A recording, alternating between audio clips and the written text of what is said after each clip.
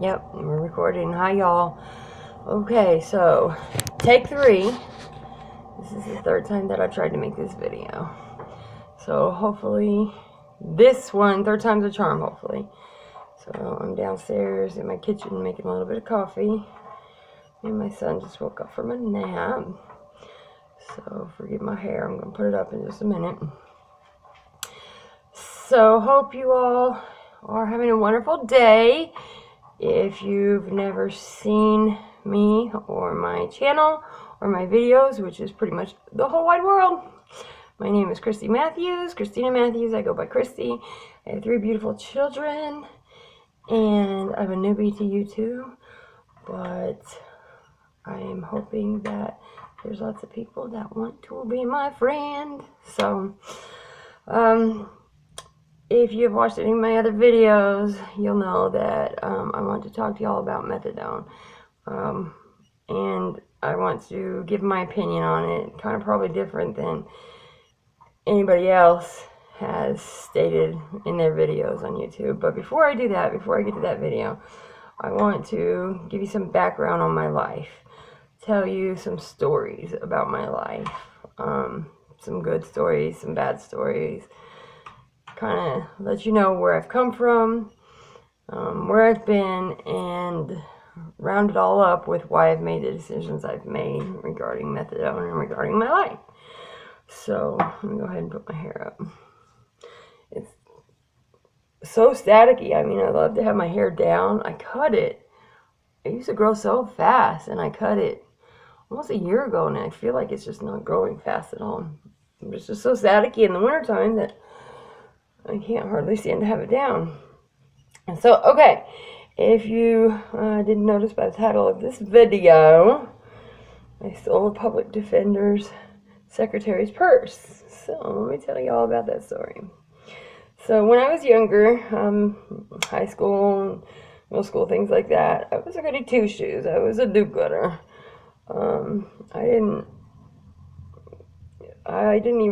I definitely didn't do drugs in school. I did start smoking pot and cigarettes in the second half of my senior year.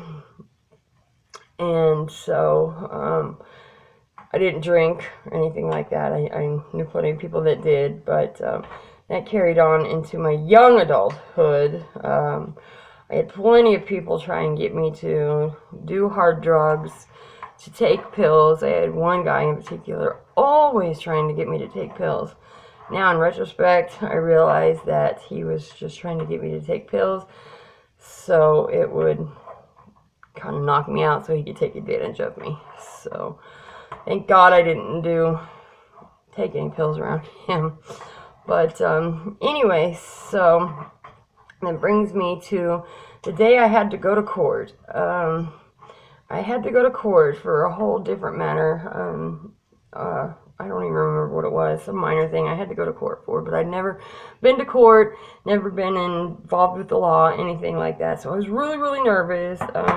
In fact, I was so nervous that I had talked to my aunt who lived in Ohio, and she came down to go to court with me, you know, just to be support, just to be backup, and her son and my cousin, I think he was around too, just to be support, backup for me. Now, I did smoke pot, like I said. I started that in the second half of my senior year, and I was a raging pothead pretty much. So I did smoke a little bit of pot. Side note, I'm a charmer. I get BoxyCharm boxes, and my BoxyCharm came today. Hashtag BoxyCharm, and this is my liquid lipstick that came. Pretty vulgar. Yeah, pretty vulgar. It's so pretty. This is the one I wanted too, so forgive me. I'll put on a little lipstick just to make myself feel good after we woke up from our nap. Plus, I want to try out my new product, and I didn't think I would like this color. I really, really like it, y'all. Okay, sorry about that. Okay, so anyway, I'm getting ready to go to court, really nervous, and I head on over to my pot dealer's house, and I'm like, I'm getting ready to go to court, So with some pot, I'm really nervous. Don't know how this is going to go down. I'm freaking out. I've never been to court before, and my dealer's like, girl, I got you. She said, take this pill, and you'll be calm and cool and collected the entire time in court. And I was like, well, I've never really taken pills before. I've never had anything other than pot, marijuana.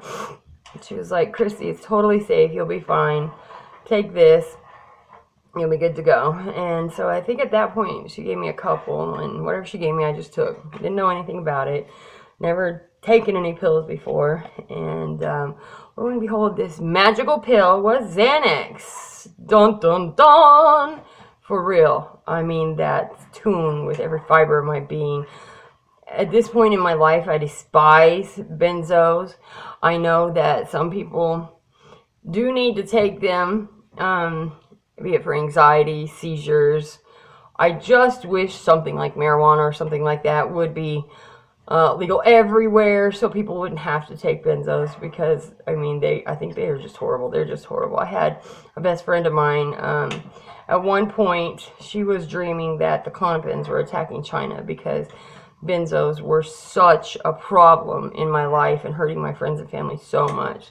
So, anyway, back to the story. So, my friend, I'm going to get a sponge here and clean the counter while we talk. My friend, she wasn't my friend. Anybody who deals you drugs is not your friend. Trust and believe this. Anyway, so, she gives me these Xanax, and I take them, 2 or 3 of them, whatever she gave me. I just popped them on down and headed off to court. So they must have taken effect pretty quickly, because I don't even remember being in court. I hope my coffee's not burning. Let me turn it down a little bit here. I don't even remember anything about court. Total blackout. So everything I'm about to tell you is either just little bits and pieces that I remember, or what people have told me.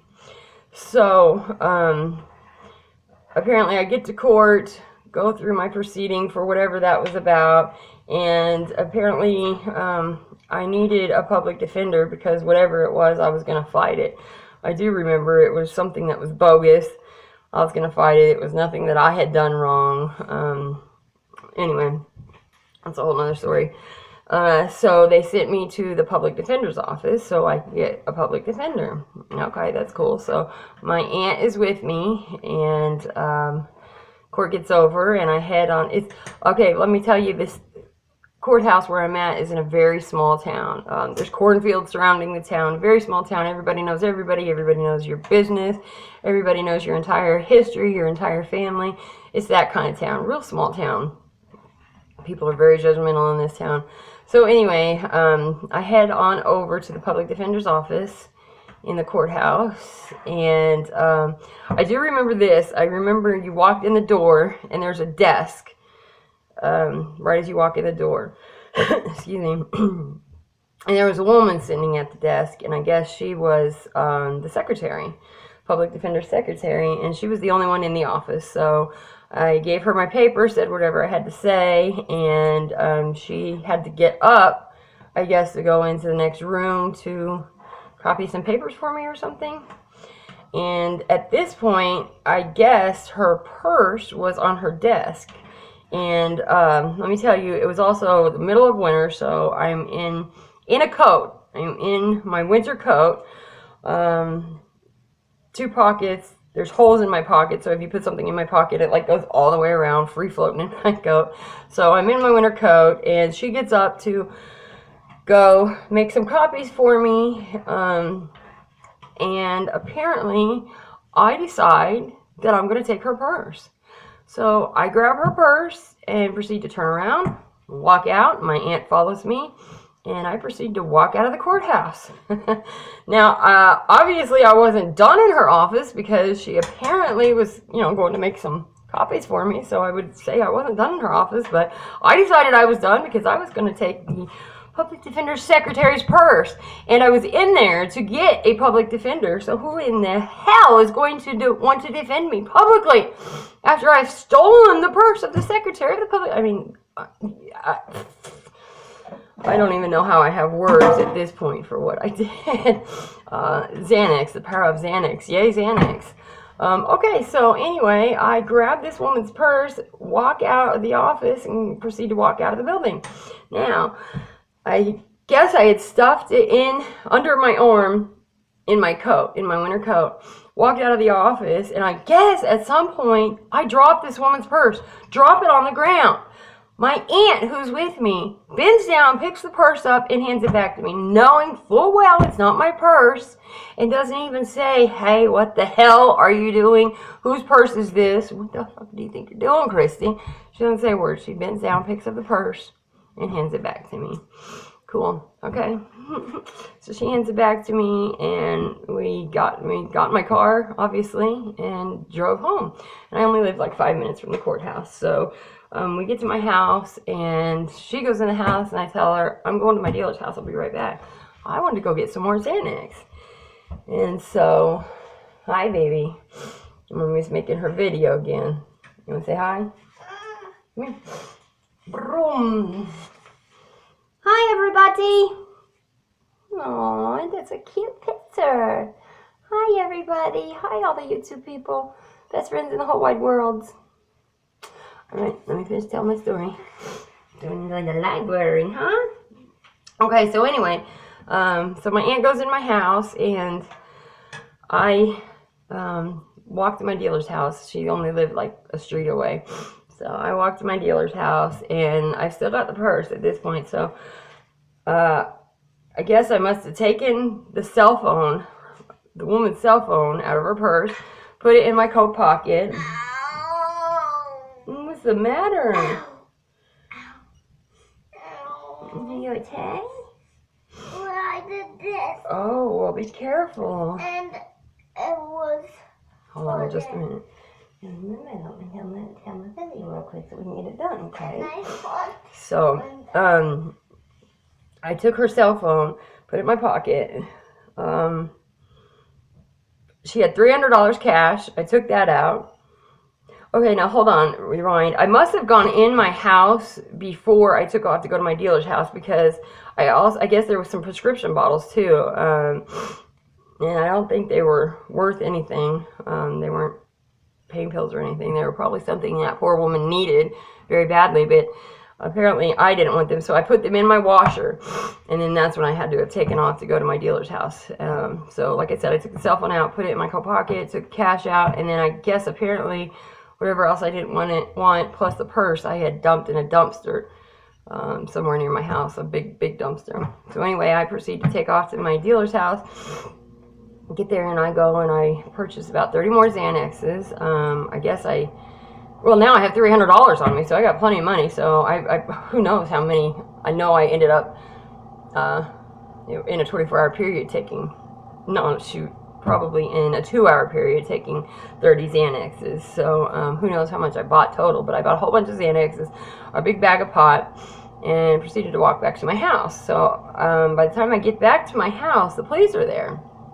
And the police are there, my aunt is there, my cousin is there, and I walk in the house, and they say, hello, Miss Matthews, we know that you have taken so-and-so's purse. I don't remember this. Oh, I do remember this poor lady's name. We're not going to mention this poor woman's name. So they said, Miss Matthews, we know you stole so-and-so's purse. Mommy. So you need to hand it over. Go on, I'll be there in a minute, okay? Walk me up there. I can't, baby. I'll watch you up the stairs. There you go. Go on. Good boy. Good job, baby. He's going through a phase where he's telling me he's scared of everything. He just wants to be right by my side. It's really bizarre. I don't know how to deal with it.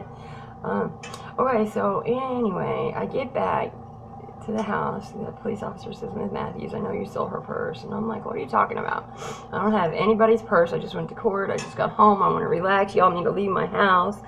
And apparently I'm so sorry, my hair's really crazy. Anyway, apparently I was real cocky, real rude, and that's not like me. Me as a person, not high on any kind of drugs. I would not steal. I don't litter. I'm certainly not going to be rude or mean to anybody, let alone a police officer. But apparently, I thought that I was the queen of the freaking world. And I'm telling them, you need to leave my house. I don't know what you're talking about. And they're like, Miss Matthews, you need to hand over her purse. We know you have her purse. We know you have her cell phone. And you need to give this stuff back. And I'm like, what are you talking about, a cell phone? I don't even own a cell phone myself, let alone somebody else's cell phone. What are you talking about? Right about that point, my coat would ring. Ring. Miss Matthews, we can hear the phone ringing. You need to hand it over. The jig is up. What are you talking about? I don't have a cell phone. I don't know what the heck you guys are talking about. I don't have anybody's cell phone. I don't have anybody's purse. You need to leave my house. Ring. My coat would ring again. Miss Matthews, we're calling the phone right now. You need to hand it over. I don't know what kind of game you guys are playing, but I don't have a phone. I don't have somebody else's phone. I don't have a purse. And I'm getting really mad. You guys need to leave my house. For the third time, my coat rings. Ring. Miss Matthews, that is enough. We can all clearly hear it ringing. It is in your coat. Around about this time, I mean, I could feel it, obviously. Everybody could hear the phone. What the hell I thought I was doing, saying, I don't know what you're all talking about. I could tell it was in the back of my coat. And so the officer, I remember this part, he was trying to come around me. Yeah, he was trying to come around me to see if he could maybe see where, and I'm, at this point, I'm pushing away. I don't know what you're talking about. I have no idea what you guys are talking about. So around this time, they probably were just getting fed up with me, and I think that's when they handcuffed me.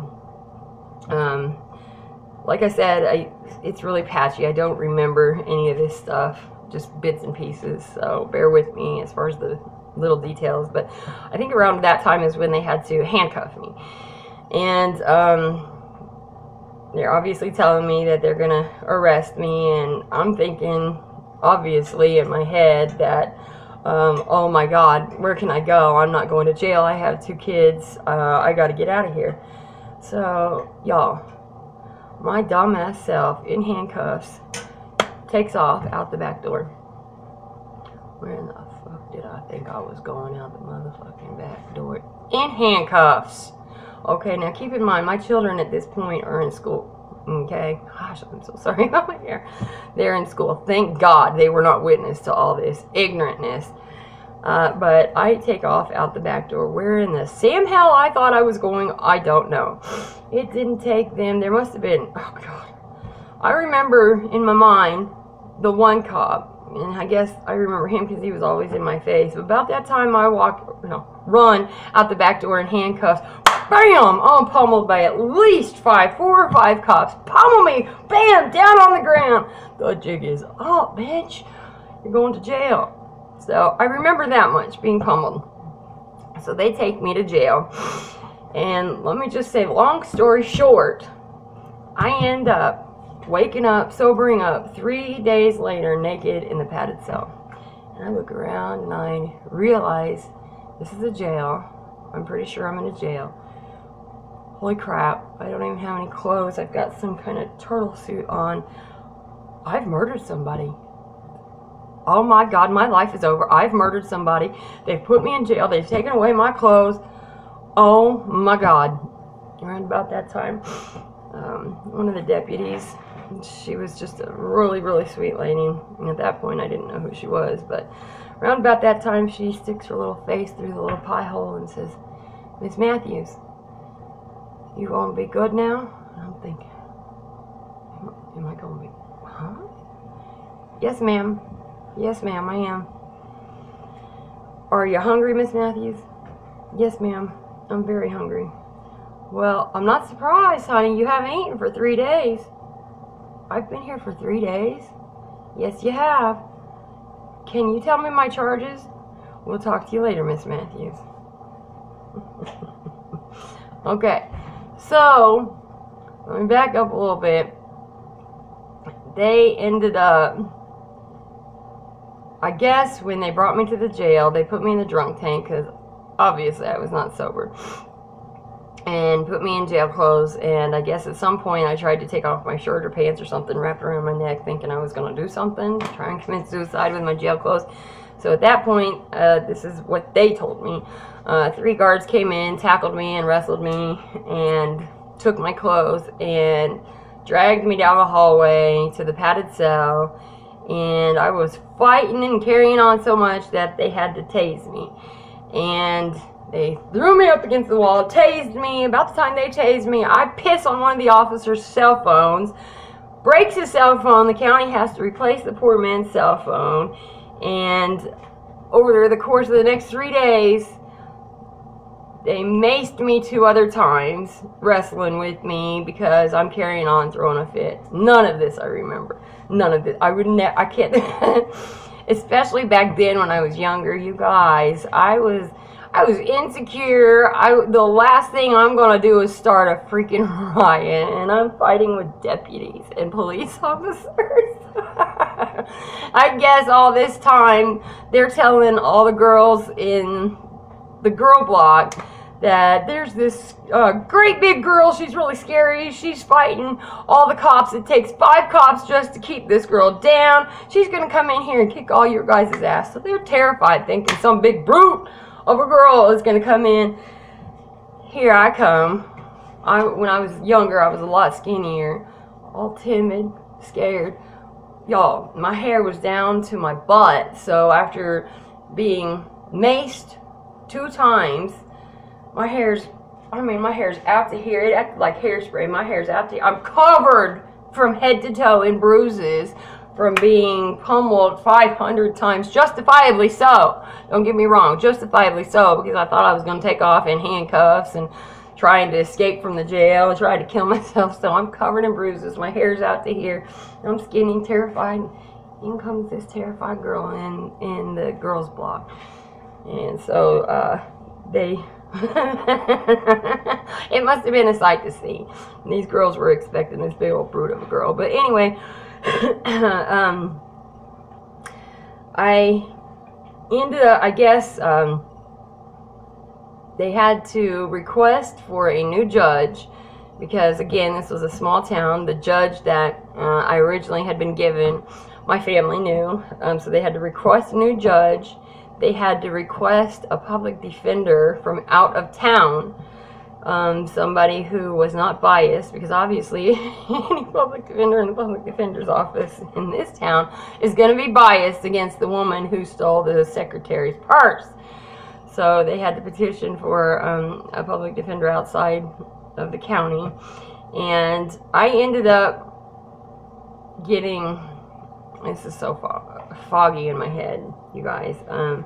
I ended up getting 6 years. Like, there was 2 different charges, so I ended up getting 3 years for one charge, 3 years for another charge. All of it was suspended except for 6 months to 3. So you guys, I was blessed. Don't misunderstand me. I know that I was blessed. I feel like I should have been put away for years for doing such a thing to that poor woman. I ended up doing 72 days, got released, and then had to come back and do 18 more days. And so that was my 3 months that I did. Obviously, I had to pay back everything that I took from this woman and restitution for what I put her through. And then, of course, you know, fees, jail fees, court fees, whatever all comes with that. And I was on probation for a long, long, long time. So, anyway, that's my story that I want to tell y'all. And this is actually the first, wow, that is crazy. This is my first real encounter with heavy drugs, and the first time I encounter them, I go all in. And so this is my first story with heavy duty drugs, and it's real important that I tell you guys this because, like I said, I really want to give you a rounded background. I want to tell the entire freaking world everything about my life, so you can understand why I have the opinions that I have, and I know there's going to be plenty of people that are going to have negative comments, and I pray that there's going to be some positive comments. But just know, over the next few videos, as I tell you some more wonderful stories for Christina Michelle Matthews, and there's more. Just know that I've been in recovery for 4 years now. I did have one relapse and got help immediately. And I love my life now, and I've tried to make amends to all the people, family, friends that I've hurt in the past. And I try every single day to be the best woman that I can be for my community. I want, first and foremost, I try and be the best mother that I can be for my children, because I hurt them the most. Especially my younger one, bless his heart, he's never seen his mama high on drugs, and he never will. And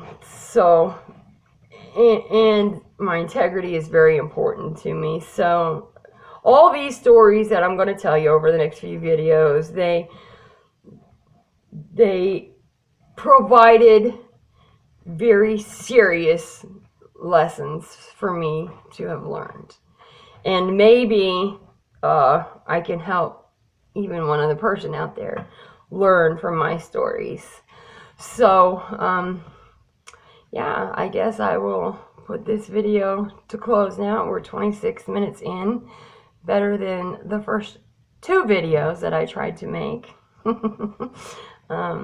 Telling you guys this story. I think this one went pretty well. So, if you're interested in being my friend, please subscribe. You guys know how it works. Subscribe! Please click that button. And it would be awesome if you guys click the like button. That way, my video can get shared. Other people can see this, and they can decide, this girl's crazy, we don't want to have nothing to do with her again, or we're going to give this girl a chance. And if you do give me a chance, you guys, I promise you won't regret it. Things are kind of rough right now in the beginning because I'm a newbie. But like I said in my last video, I'm not going to edit. What you see is what you get. And I promise you won't regret it, you guys. Okay? So thank you for sitting still, and I hope you enjoyed my story. And stay tuned for the next one.